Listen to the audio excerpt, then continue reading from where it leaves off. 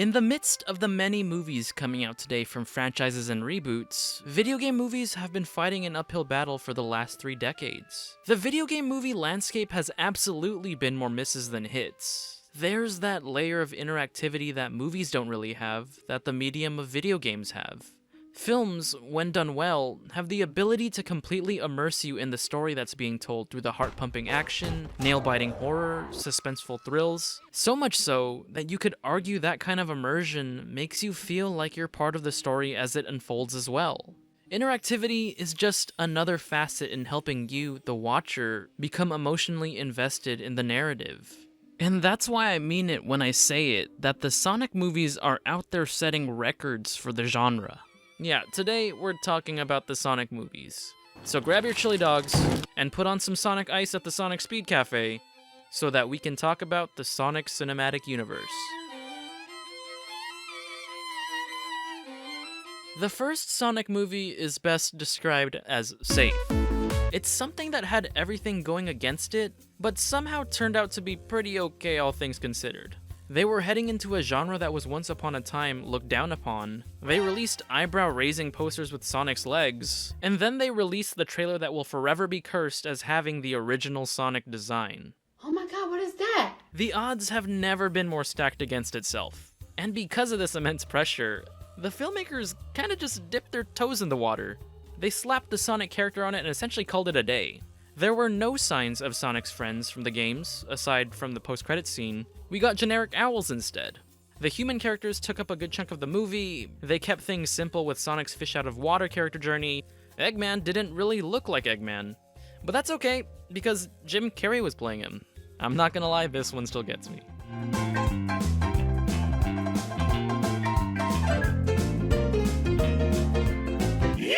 What's interesting though was that it kinda worked.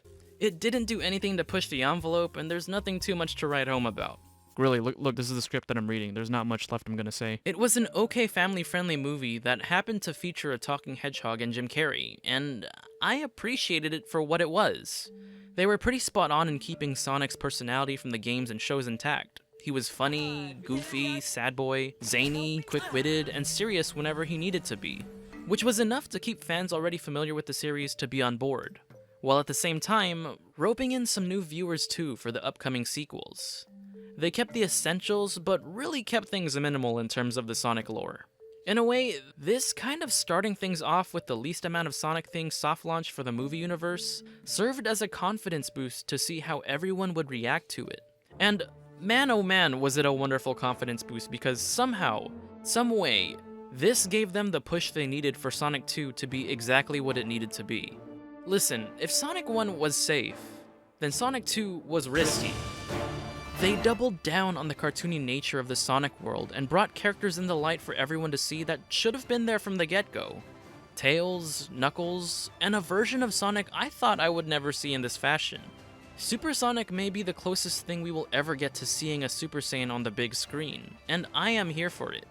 The filmmakers unashamedly embraced the Sonic mythos and storyline, told a tale of rivalry between two friends, and pushed the rhetoric that we don't choose our hero moments, but rather, they choose us. It's a nice food for thought for families to digest, but the implications behind it are huge when presented in this way. They're telling us that doing the courageous thing usually isn't planned out or sought after, but just acted upon when the situation calls for it. This factor of unexpectedness helps people push themselves out of their comfort zones, which leads to them having so much more room for self-discovery and personal growth. This transcending feeling of growth is visualized when Sonic uses the Chaos Emeralds to turn super, complementing the theme of self-growth with feelings of theatrical levels of hype and excitement. Presenting the spectacle in a fashion where it feels like Sonic earned this transformation is motivating, as it forms the connection of efforts and outcome.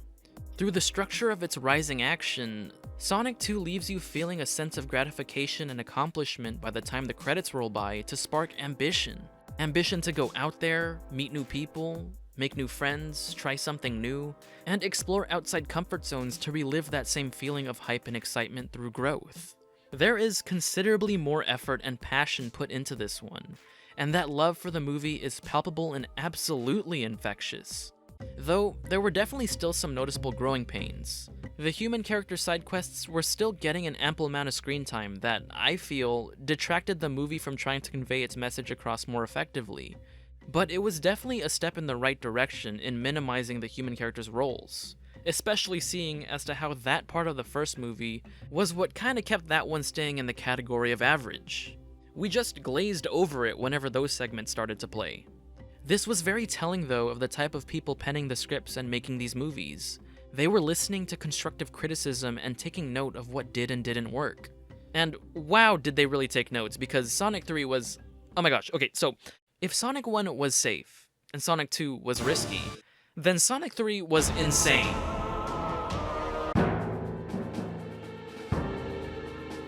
Sonic the Hedgehog 3 is the best video game movie ever made so far. The Sonic movies gradually shifting more and more towards the cartoony aesthetic of the games and shows was the best thing they could have done. It makes complex and uncomfortable themes of loss more approachable and less intimidating, as it provides a sense of familiarity to something foreign to people, especially the younger viewers who this movie is trying to appeal to. It makes the message more inviting and feel more like a dialogue with the audience and less like a lecture. The psychological aspect a lot of these adaptations miss is the universality that comes with exaggerated animation.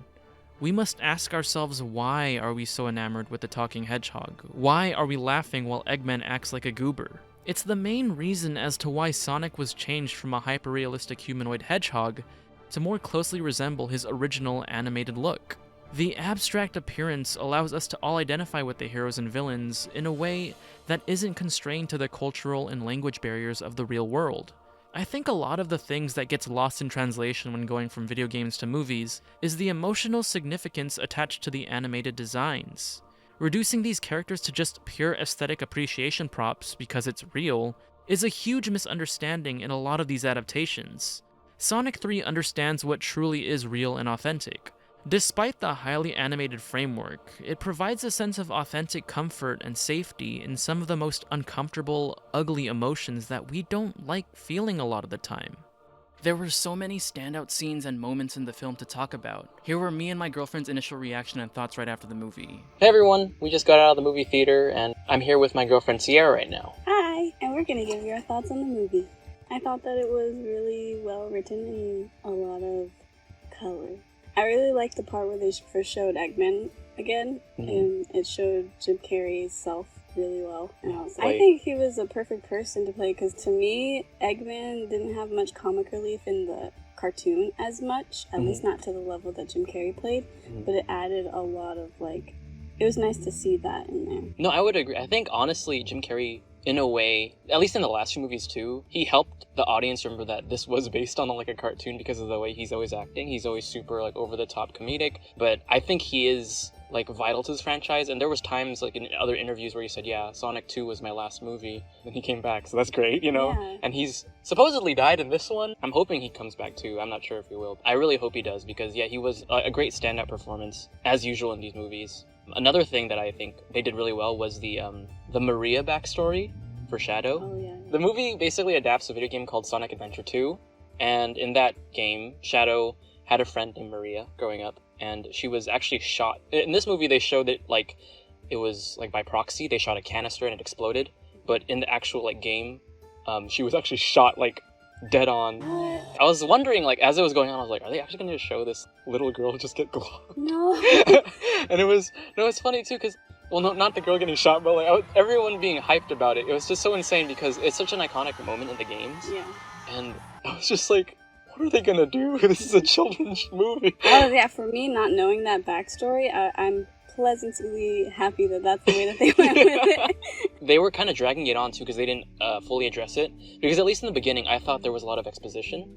And I was thinking, oh, since they're not explaining this, you know, I think they're probably just going to hint that she died or was killed off screen, and they weren't going to show it. But they actually did show it, and I was surprised. I was like, oh, wow. I like the way that they ended up showing little bits and pieces about her, and they hinted that that was what was going on, and that she had died. But I like that they had eventually shown the full death scene in the way that they did. Do you remember the quote in the movie where Maria was saying how, like, you can still see the lights of a star, even though it's long already died? I thought that coming back full circle when Shadow was like having that moment of reflection after like saying, "Oh, revenge isn't the way," and then he saw the sunlight through the horizon of the earth, and he was like, "Wow, the light shines even long after the star has died." Yeah. And he was referencing Maria being the star, and I was like, damn, it is a good message for kids. And then them implementing live and learn. I know you said you didn't play the games, right? Like I know, much. I definitely played a few of them growing up, not as deeply as you probably did, but I did definitely play them, and I did watch quite a few episodes of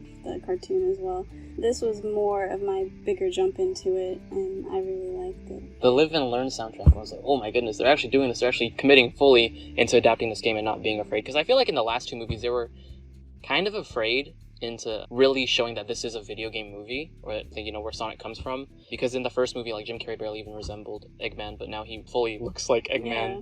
The fight scene went crazy, that last one. I felt like for this movie, the first half did drag a bit. They were definitely building up to something that really paid off, and the fight scene was really amazing. Like you said during the theaters, like, they're going Super Saiyan. Yeah, it was so cool. I was like, oh my gosh. I knew about that level up in the game, and I was like, oh, I like how they showed the game aspect of it in the movie. I feel like that's super hard to do in movies, especially if they're adapting from a game to a movie. Like, they did that very well with Tron. I remember in the Sonic fan dub, which was like a parody version of Sonic Adventure 2, there was a meme about that big giant laser thing that Robotnik made shooting the moon. And then, they made that reaction. They were all like, ooh. I was like, someone got hit, and I was like, oh my gosh, that was the best way to do that. Because not only was it Eggman's reaction, but it was also Knuckles and Tails. I was like, oh my gosh, it made me laugh so hard. And then, when they made like a little fart noise when his grandpa died. Yeah, I love that they made his character such like a big deal, like from his entrance into the movie, and then his death was just a little. He literally dies from like a wet fart. With this one, I felt like for me, I like a lot of comic relief in movies, especially if it's aimed towards kids, because that seems to be something that's really hard to do, because this movie is really aimed towards like 90s kids, because we all grew up with the games and the cartoons, and then, so that's a lot of adults, but then now there's a lot of kids, and I saw so many kids with their little Sonic and Shadow plushies, and there was so many comic relief moments that I heard both kids and adults laugh at. It just means that it was written really well. I feel like Jim Carrey was a big part of that.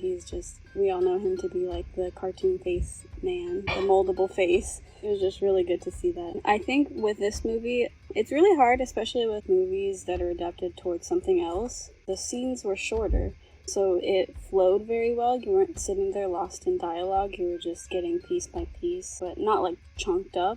It flowed extremely well. I really, really liked how intense the fight scenes were between Shadow and the team. It really showed how advanced Shadow's powers were to Sonic and the team. Not just Sonic on his own, but like Sonic and all of them. Like Knuckles obviously is the strongest, strongest, and then you can see how that can get in his way. And I did wish that I saw more of everyone's talents in it, like Tails' engineering and more of Knuckles' power, and I hope that they put that more in the next movie. I think because in the previous movies, they focused a lot on Tom and Maddie. They focused a lot on them, and that took a lot of screen time away from other characters. In the first Sonic movie, it was just Sonic, and he was the only Sonic actual character, and then Eggman too, but everyone else was like originals of the movie, a bunch of human characters. And I'm really happy they really minimized the amount of human characters they have here now, because it was literally just Tom and Maddie, and then they had a cameo by turning into Maddie's sister and her husband. Oh, yeah. Because they were in the previous movie, but that was one of the big criticisms of the last movie. In that way, I agree with you, because by focusing less on the human characters, we can focus on the actual, Sonic characters and give everyone their time of day. I definitely think that you could tell, like, just being based on someone who hasn't delved very deeply into the franchise, that you can tell that this was really taken account of the audience's ideas of the cartoons, the games, and they really thought that through and put it into this movie based on just what you've said. And also, I know I've heard about the face of Sonic being completely off at one point, which I haven't seen that, but I know of that. It became a worldwide meme. That was something I was trying to also critique as well, trying to look at how well they drew them and how to the cartoon and to the video game they went, and they did pretty well. Moving on to the post credits. Oh yeah. Oh my. Okay, so you know who Metal Sonic is? I've seen them. I'm not completely familiar with them. Because yeah, he's basically, I believe he was created by Robotnik, so Jim Carrey's character, and it's actually one singular robot, one singular evil Sonic robot. But then when I saw a lot of them, I was like, oh, they're doing something different with this, right? Yeah. So I was like, dang, what's going on? And Robotnik supposedly died. I don't think he's dead, but I think I They feel want like us to them believe. adding those into there shows that he's not. Like, Yeah. In some way, he's back. I mean, I'm hoping, unless they, they twist it and say like, oh, someone else created this time. But I really hope Robotnik comes back. Yeah. But then the Amy one was Oh Like, my gosh. that took me by surprise. I thought it was gonna end there, like just evil Sonic. Stay tuned for the next one. Yeah. Gotcha. But no, it was like another character. It was so perfect for me. Like, I love that. I love those girls inside of the cartoon, and I'm like, when I saw Knuckles and Tails and Sonic, I was like, oh, where are the girls at? Come on. But luckily, we get Amy, and I love the way she's drawn, too. Like, it looks just like her adaptation inside the cartoon. I've seen like fan art of characters that people want in the movies, and like Amy was definitely one of them, right? Like for a long time it was Shadow too, but then eventually we got the movie. It was always just the Sonic model from the movies reskinned to look like Shadow, and then the Sonic model reskinned to look like Amy, and it looked a little weird. But then now finally actually seeing it in theaters, like, oh my god, that looks good. That's a really good design. And the way she came into it, I don't want to spoil everything, but the way she came in was pretty awesome. Is there any characters that you're familiar with in like the Sonic games or shows that you kind of want to see? I mean, I would like to see the whole team, like Or the all whole of them. Yeah. I hope this influences other IP holders to take that leap of faith to fully embrace the vibrant nature of video games. Sonic 3 is the perfect catalyst for change in the video game movie landscape, and it more directly revolutionizes the future of the Sonic cinematic universe. Which brings me to the next segment of this video.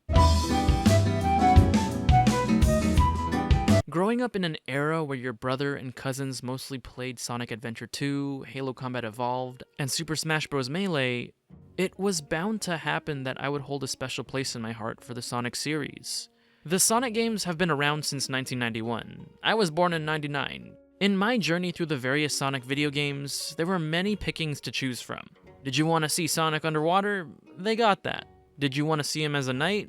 Yeah, they got that too. Did you want to see him as an unhinged werewolf? They got that too. You don't have to be super knowledgeable about the Sonic characters or read all of the comics. Sure, they'd help, but the wide appeal of him is that he is so accessible to the general audiences regardless of age, and this makes it so much easier when choosing what storyline to adapt. The movie series has a wealth of options to explore. Sonic has been a character that's been experimented on time and time again, and I'm glad this cinematic universe kind of reflects that boldness and willingness to try new things. They could have easily just released the terrifying version of the first Sonic in theaters, despite all of the criticisms the trailer received to scrape any money they could. But no, they took the time and spent a little more money to spruce up Sonic's design to get things right. They made him look weird and corrected themselves when called out, and there's no shame in that. Traveling to other timelines, anime-style adventures, battling evil robots, there is a lot of routes this storyline could go down. I, for one, am open to seeing them explore Metal Sonic, or giving the side characters more screen time or their own shows or movies. I know there was that whole Knuckles show that came out, but I'm gonna be honest with you, I don't have Paramount Plus, so I never got around to seeing it. But it was nice seeing that they were getting pretty experimental with the other characters. I feel like with the reception of this movie, it isn't too far-fetched to think Shadow would get his own film. With this amount of hype it's getting, it is highly possible. Others like Amy, Rouge, and the other gang could have a group TV show. Personally, since the game Sonic Heroes came right after Sonic Adventure 2, the game Sonic 3 adapts mostly, then adapting Sonic Heroes would be a pretty good move. It'll be very interesting to see the quadruple narrative happening. There's like 4 different storyline point of views happening in that game. I think they may have to just super combine the 4 pairs into 2, so that the film could be more cohesive in telling a dual narrative with just 2 pairs. Or they could just go in an original route, combining different stories, not just one singular game. Adding elements like the characters having to take on Metal Sonic from CD, maybe it turns out he's actually from the future, then you can incorporate elements from the Sonic 06 storyline. With all that being said, there's only one thing I am really asking for. Can we get a Silver the Hedgehog? Yeah, Silver the Hedgehog gets his own section. There is no worse way to make your first appearance than to debut in the worst video game of the franchise. Silver is my absolute favorite character in the franchise, and it is a tragedy he's kind of been reduced to a background character given what the reception was for Sonic 06. For those of you unfamiliar with him, he's a white and gray hedgehog that is from 200 years into the future who has telekinetic powers. He comes from a dystopian future, and he has to consistently talk with Sonic to avoid terrible events that would ruin his world. Piggybacking off of my last proposal of Metal Sonic being from the future, Silver could be the one time-traveling back to the present to prevent the destruction Metal Sonic causes. Maybe he warns the others, gets freaked out because he sees someone that kinda looks like the evil robot, and then they band together to stop him. Literally, I just pulled that from the Goku Black arc from Dragon Ball Super. Apparently, there was a leak that Shadow was originally going to get his own show, but since the movie is doing pretty well, he may very well get his own movie. Oh, and also the studio has big plans for Silver. I think he is one of the coolest Sonic characters to exist, and even hearing the potential rumors that they may just be thinking about bringing him to the movies makes me excited. His inclusion in the narrative lays a perfect foundation for telling stories with strong themes of responsibility, sacrifice, and self-agency of one's own future. All ideas that would provide a genuine emotional message to the audience within the fantastical framework. I also think that introducing Silver and his world to this franchise opens the floodgates to explore new environments beyond just the Wachowski family. Silver can be used to bridge the gap between the still somewhat grounded universe and the fantastical world Sonic really belongs in. At this point, I have no idea if Jim Carrey will be coming back as Eggman. He does a really great job in the role, and he genuinely seems like he's having so much fun. I hope he keeps coming back, but other than him, and probably Agent Stone, I'm not sure if there's any more needed room for human characters. It was nice that they wanted to try and put Sonic in the real world, but he works best in the fantastical, and Silver is the perfect segue to that. Plus, this dude is dripped out of his mind. Look what he's got on. These are frame blue jeans. These are shoes that I picked up in Mexico. Ooh. His relationship with Blaze, another Sonic character, is actually really interesting, as there's a lot of ways they could approach the dynamic between the two. There's continuities where she's from an alternate dimension where the two are romantic partners, while there are other continuities where she's from the same future as Silver, and the two are more like platonic friends. I think it'd be really compelling to go somewhere in between here, where they're super buddy-buddy to the point where it's sorta ambiguous of if they have feelings for one another. Kinda like a Time Heist crew version of Team Rocket. Like, are they a couple? Are they just friends? Or is Silver just really zesty? Otherwise, they could just have one of them already in a relationship, like Hawkeye and Black Widow in the MCU. Regardless of what they do, I'm just hoping they come through with Silver in the movies, because the Silver erasure in the shows is insane. Anyways, that's the end of the video. If you're thinking of watching Mufasa, just watch Sonic 3 again. Merry Christmas and Happy Holidays.